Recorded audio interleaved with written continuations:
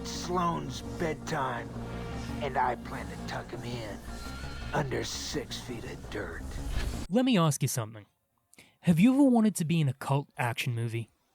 Have you ever wanted to take on scores of mindless killing machines in a futuristic landscape drenched in neon blue blood and gore, wielding an arsenal brimming with some of the craziest weapons in any game ever?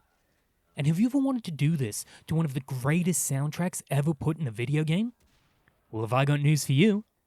This is Far Cry Blood Dragon, and it's everything you ever wanted. Released in 2013 as a DLC add-on to Far Cry 3, Blood Dragon is a big, beautiful love letter to classic 80s and 90s science fiction and action movies.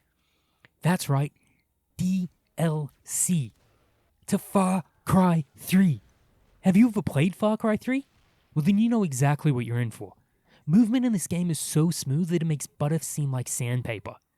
It doesn't matter if you're sprinting around, mantling up cliff faces, or swimming, Blood Dragon makes you feel like a goddamn ninja.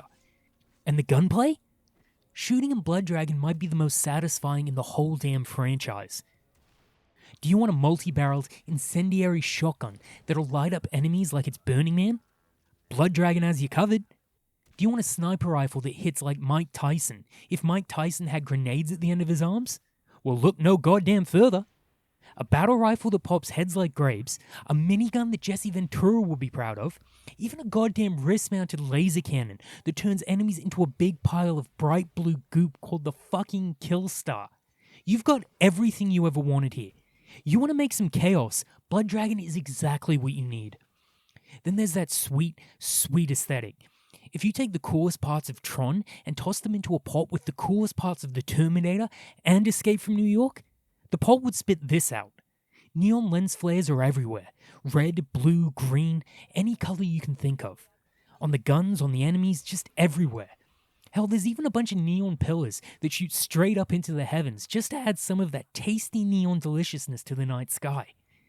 It's like an island rave if, instead of hot girls in fluorescent body paint, there were a bunch of gun-toting cyborgs in dirt bike gear. But don't let that stop you, because the lack of hot dancing girls is made up for by these dead sexy pixel cutscenes. Look at them. It's like if Picasso worked on video games and not whatever the fuck this shit is. Then you've got the music. The music in this game is so meticulously crafted that it'll bring a tear to your eye. On top of the original music, there's a whole bunch of great 80s tunes that are guaranteed to get you pumped. This soundtrack is so damn good, it's like if God himself spoke to you. Or if Scarlett Johansson asked you to come home with her. My personal favorite tune is Sleeping Dragon, this dreamy synth ballad that perfectly captures Colt's revelations about his final battle.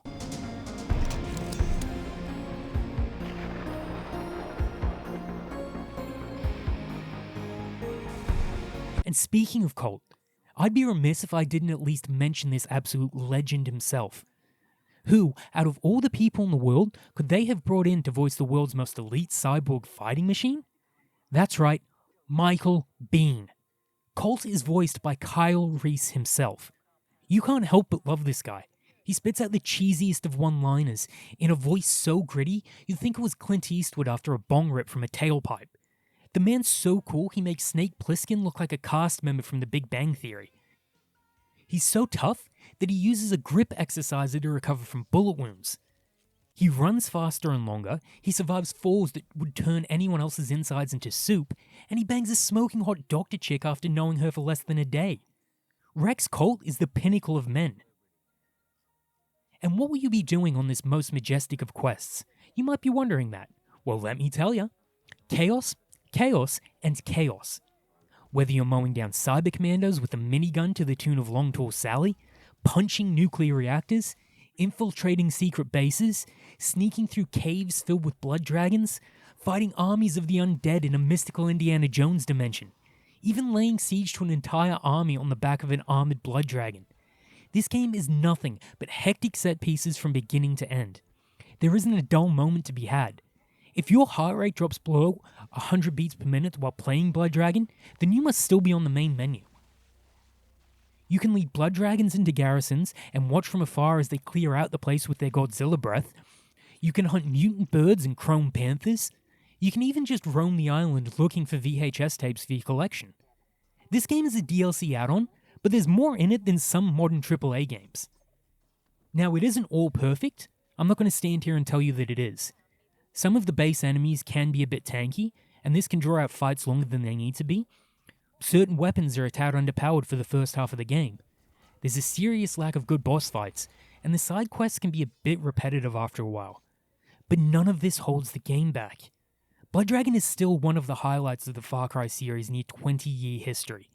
It's a must-play for anyone who not only loves the series, but who loves the cheesy action flicks that define the 80s and 90s. It does what I wish Far Cry did more often, and that emphasizes the fun instead of the more serious tone that the rest of the series is known for, and it makes it stand out with some of the best visual designs in modern gaming. So I'm telling you, you've got to give Blood Dragon a shot.